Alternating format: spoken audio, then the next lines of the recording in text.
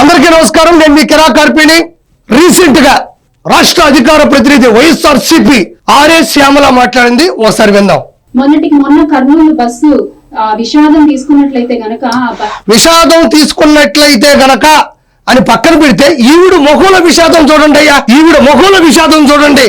ఆంధ్రప్రదేశ్ లో ఉండేటువంటి అన్ని సమస్యలు ఈవిడ తల మీదే ఉన్నట్టు, ఆంధ్రప్రదేశ్ లో అరాచకాలు, అవినీతి, దుర్మార్గాలు, దౌర్జన్యాలు జరుగుతున్నట్టు, అవన్నీ తట్టుకోలేక రాత్రంతా ఏడ్చి కన్నీళ్లు కూడా గడ్డగట్టుకుపోయి ఉదయాన్నే కెమెరా ముందుకు వచ్చినటువంటి గొప్ప వ్యక్తి ఈవిడ. ఇక్కడ చూడండి, మళ్ళీ ఇక్కడ అడ్డబొట్టు తమిళ స్టైలు, నాందావూరు శ్యామల, నాందావూరు పరమ భక్తురాలు, అడ్డబొట్టు, అడ్డదిడ్డంగా బెట్టింగ్ యాప్లు ప్రమోట్ చేసి కోట్ల రూపాయలు ఎత్తిపెట్టు. ఇక్కడ చూడండి, అసలు ఏంది ఇది నాకు అర్థం కావడం. కర్నూలులో ఏం జరిగిందో చెప్తుందో వినండి ఒకసారి. బైకర్ అర్ధరాత్రి మద్యాన్ని కొనుగోలు చేసి ఆ మద్యం మత్తులో బైక్ నడిపి పరోక్షంగా 19 మంది ప్రాణాలు పోవడానికి కారణం అవ్వలేదా? 100% పరోక్షంగా ఎవరైతే శివశంకర్ అనే పిల్లోడు ఉన్నాడో 19 మంది చనిపోవడానికి కారణం అయ్యాడు. దానికి ఎవరు కాదనడం లేదు. అర్ధరాత్రి ముందు దాగాడా లేదా అనేది పక్కన పెడితే, నువ్వు బెల్ట్ షాపుల్లో ముందు దాగాడు లేకపోతే రోడ్డు పక్కన ముందు దాగాడు అని చెప్తున్నావు. ఆ పిల్లోడు ఎక్కడ ముందు దాగాడు అనేది నేను ఖచ్చితంగా కూడా ఏదైతే పోలీస్ డిపార్ట్మెంట్ అధికారికంగా సోషల్ మీడియాకి ఏదైతే సీసీ కెమెరా ఫుటేజ్ ఇచ్చిందో ఆ సీసీ కెమెరా ఫుటేజ్ లో చూస్తే స్పష్టంగా అర్థమైపోద్ది. ఎర్రిస్వామి కావచ్చు, దాంతో పాటు వచ్చే శివశంకర్ కావచ్చు, ఇద్దరు మద్యం కొనుగోలు చేశారు, తాగారు, తర్వాత పెట్రోల్ బంక్ వెళ్ళారు, ఆయిల్ పట్టించుకున్నారు, అక్కడ పడబోయారు, ఆ తర్వాత వెళ్ళిపోయారు. ఇక్కడ వరకు పూర్తి స్థాయిలో సాక్ష్యాధారాలు ఉన్నాయి. సాక్షి ఆధారాలు కాదు, సాక్ష్యాధారాలు ఉన్నాయి. కాకపోతే ఇక్కడ శ్యామల మాట్లాడేటువంటి మాటలు ఇంకొకసారి అనుకోకుండా విందాం. నడిపి పరోక్షంగా 19 మంది ప్రాణాలు పోవడానికి కారణం అవ్వలేదా? దానికి కారణం ఈ నకిలీ మద్యం కాదా? ఈ మద్యం మాఫియా కాదా? అసలు హైవే పక్కన బెల్ షాపులు నడుపుతారా మీరు? హైవే పక్కన ఎక్కడ బెల్ షాప్ ఉంది? కరెక్ట్ గా నిర్దిష్టమైనటువంటి స్థలంలో నిర్ణయాత్మకంగా ప్రభుత్వం ఏదైతే ఎంతో దూరంలో ఉండాలి అని కార్యక్రమం ఉంటుందో దాన్ని బట్టి వైన్ షాపుల్ని ఇవ్వడం జరుగుతుంది. అక్కడికి వెళ్ళి వాళ్ళు తాగారు, వచ్చారు. అదే వైన్ షాపులు కొన్ని వందల మంది కూడా తాగి అదే రూట్ గుండా ఊరికెళ్ళి ఉంటారు. అందరూ పోయి డివైడర్ కొట్టుకొని పడిపోలేదే. అంటే అర్థం చేసుకోవాల్సింది వాళ్ళ స్థాయిని బట్టి, వాళ్ళ పరిస్థితులు బట్టి అది జరిగింది. కానీ ఇక్కడ మనం ఆలోచించాల్సింది, ఎవరైతే ఎర్రిస్వామి, ఎవరైతే శివశంకర్ బండి వేసుకొని వెళ్తున్నారో ఆ బండి మీద పోతూ కింద పడిపోవడం జరిగింది. ఎవరైతే శివశంకర్ చనిపోయారో ఎర్రిస్వామి భయపడుతూ అతను బయటకు లాగడం. ఈ మధ్యలో వి కావేరి వేమూరి ట్రావెల్స్ బస్సు కూడా దాన్ని చూడకుండా గుద్దుకుంటూ ముందుకెళ్ళి 300 మీటర్ల తర్వాత ఆగడం, మంటలు చెలరేగడం. అందులో ఉండే వాళ్ళు కూడా దుర్మార్గమైనటువంటి పరిస్థితిలో వాళ్ళందరూ కూడా కాలిపోవడం కూడా జరిగింది. 19 మంది చనిపోయారు. ఆ తర్వాత హోంమంత్రి గారు కావచ్చు, డిఐజీ గారు కావచ్చు, తర్వాత ఉన్నతాధికారులు కావచ్చు, తర్వాత అన్ని స్థానికంగా ఉన్నటువంటి ప్రతి పరిస్థితి కూడా అక్కడ రావడం జరిగింది. ఇమీడియట్లీ స్పందించడం, వాళ్ళ DNA పరీక్షలు చేపట్టి ఏరే రాష్ట్రమైనా ఈ జిల్లాలో స్థానిక పరిస్థితులైనా సరే ఎవరైనా కూడా వాళ్ళ కుటుంబాలకి DNA ద్వారా పరీక్షలు చేసి నమూనాల ద్వారా పంపించడం జరిగింది.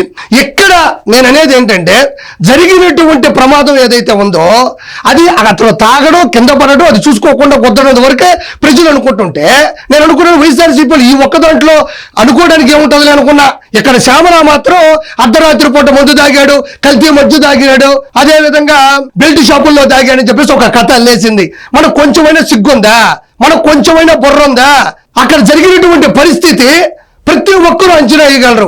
ప్రతి ఒక్కరికి ఆ విషయం మీద క్షుణ్ణంగా తెలిసినప్పటికీ కూడా ఈ ఆర్ఎస్ శ్యామల మాత్రం ఈవిడికి మరి జగన్మోహన్ రెడ్డి మరి ఏ పేపర్ ఇచ్చాడో, ఎంత పేమెంట్ వేసాడో తెలియదు, కానీ వెచ్చలవిడిగా మాట్లాడుకుంటూ వస్తూ ఉండదు ఈ శ్యామల. నాకు ఈ శ్యామలను చూస్తే ఒక విషయం భయం వేస్తుంది. ఎక్కడో బస్సు వెళ్తుంటే కింద బైకు పడితే 100 మంది చనిపోతే దానికి లెక్కరికి లేకపోతే కల్తీ మద్యానికి మళ్ళీ దానికి అర్ధరాత్రి పూట అని యాడ్ చేస్తుంది. ఖచ్చితంగా చెప్తున్నా, ఆంధ్రప్రదేశ్ లో ఎక్కడైనా పిడుగుబడి ఇద్దరు చనిపోతే అది ప్రకృతి వైపరీత్యం అందరికీ తెలుస్తుంది. కానీ శ్యామలకు మాత్రం పేపర్ ఇచ్చి పేమెంట్ ఇస్తే ఏం చెప్తా తెలుసా? అర్ధరాత్రి పూట కల్తీ మద్యం అమ్ముతున్నటువంటి బెల్ట్ షాపు దగ్గర నలుగురు తాగేసి దిక్కు తెలియక గట్టిగా అరిశారు. ఆ దెబ్బకి తట్టుకోలేక పైన ఉన్నటువంటి పిడుగు ఉలిక్కిపడి కింద పడింది. కాబట్టి ఆ అర్ధరాత్రి కల్తీ మధ్యన బెల్ట్ షాపుల వల్ల వీళ్ళు చనిపోయారని చెప్తుంది. పైన పిడుగు ప్రకృతి వైపరీత్యం అయినా కూడా ఇలా కలుపుతుంది ఈవిడ. సరే, సునామీ కూడా ప్రకృతి వైపరీత్యం. ఏదైతే సముద్రంలో అలజడులు వస్తాయో లేదా భూకంపం వస్తుందో ఒకసారిగా నీళ్లు ఉవ్వెత్తులు ఎగిసిపడి ఊర్లు కావచ్చు, రాష్ట్రాలు కూడా మునిగిపోతాయి. దానికి ఈవిడేం చెప్తారు తెలుసా అండి? అర్ధరాత్రి పూట కల్తీ మద్యం బెల్ట్ షాపు దగ్గర ఓ నలుగురు తాగారు, తాగిన తర్వాత బాగా తిన్నారు, అది అరగక ఏదో కొడితే బాగుంటుందో సముద్రంలో దూకారు. వీళ్ళు దూకగానే నీళ్లు ఒక్కసారిగా ఊర్ల మీద పడిపోయాయి, ఊర్లో ఉండేటువంటి చాలా మంది చనిపోయారు. కాబట్టి ఇది చంద్రబాబు నాయుడు గారి వల్లే, కూటమి వల్ల ఇది వచ్చిందని చెప్తుంది. ఎందుకంటే ఇది ప్రజలు నమ్మరు అన్న విషయం ఈవిడికి అవసరం లేదు. ఈవిడికి అవసరం లేదు. మనకి ఏం పేమెంట్ చేశారు, ఎంత డబ్బులు వచ్చాయి, దాని గురించి మనం ఎంత మాట్లాడతాడు అని ఆలోచిస్తా తప్ప ఈరోజు ఎంత ఘోరమైన మాటలు మాట్లాడిందో నేను ప్రత్యేకంగా చెప్పనక్కర్లేదు. ఇక్కడ ఏదైతే శ్యామల చెప్పిందో అర్ధరాత్రి పూట కల్తీ మద్యం బెల్ట్ షాపుల్లో దాగేసి హైవే పక్కన అంటుంది. ఇది బెల్ట్ షాపా? బెల్ట్ షాప్ అంటే కనబడకుండా ఇళ్లలోనో దాపరికంతోనో నిగూఢంగానో భయపడుతూ చేసేదాన్ని బెల్ట్ షాప్ అంటారు. ఇక్కడ ఎవరు భయపడుతున్నారు? ప్రపంచంలో ఎవరికి ఫోటో చూపించినా ఇది వైన్ షాప్ అని అంటారు. కాబట్టి ఇక్కడ మీరు గమనించండి, 23వ తారీఖు 10వ నెల 2025 6:57 ఆ ఎర్రిస్వామి శివశంకర్ కూడా ఎక్కడ కొనుక్కోవడం జరిగింది. చూడండి, ఇదిగో వీళ్ళిద్దరూ కూడా మద్యం కొనుగోలు చేస్తున్నారు, డబ్బులు ఇస్తున్నారు, పట్టుకొని మొత్తానికి అక్కడి నుంచి బయలుదేరి వెళ్తున్నారు. ఒకసారి ఇది ప్రజలను గమనించండి.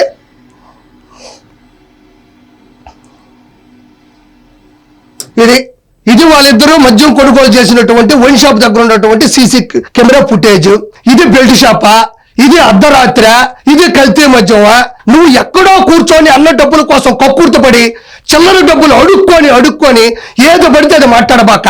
ఆ ప్రమాదానికి సంబంధించినటువంటి వాళ్ళ తల్లిదండ్రులు, వాళ్ళ కుటుంబం అంతంత బాధగా దిగులుగా కన్నీరు మున్నీరు అవుతుంటే నువ్వు మాత్రం అడుక్కొని అడ్డబొట్టు పెట్టుకొని ఏడకొచ్చి ఏది పడితే అది మాట్లాడబాక.